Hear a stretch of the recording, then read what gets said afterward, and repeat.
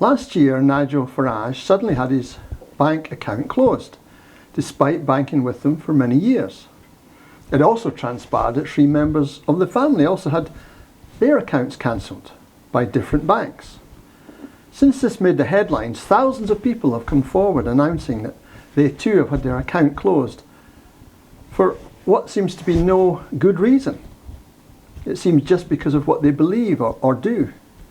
Without a bank account in the West, it is extremely difficult to function in this society. This should not have been a surprise for those who've been vigilant. For nearly 3 years ago, President Trudeau froze the bank accounts of the Canadian truckers and their supporters who were protesting against the government's COVID vaccine mandate. Unsurprisingly, this was not reported on the 6 o'clock news. As in the days of Noah, which Jesus likens to the last days, Jesus warned that prior to his coming again, people will be eating and drinking, marrying and being given in marriage. In other words, complacency will be the order of the day, just as it was prior to God's judgment of a global flood on the world. The government is well on its way to introducing a central bank digital currency.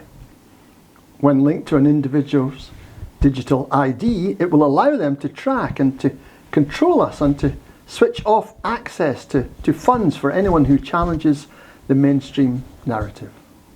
Again, the signs are there for anyone who cares to look.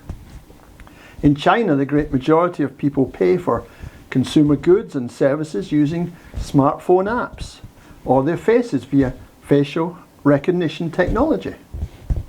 These provide customer convenience and security, making life easier for ordinary people, or so it seems. With the government tracking all their personal data, their words and their actions, they grant rewards and punishments based on their obedience.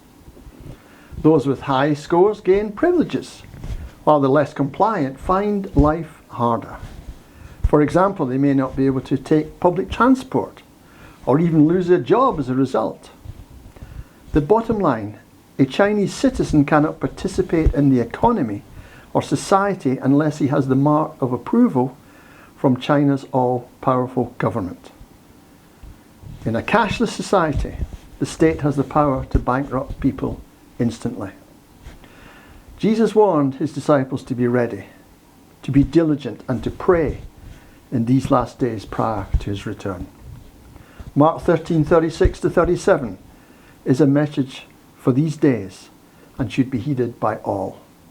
If he comes suddenly, do not let him find you sleeping.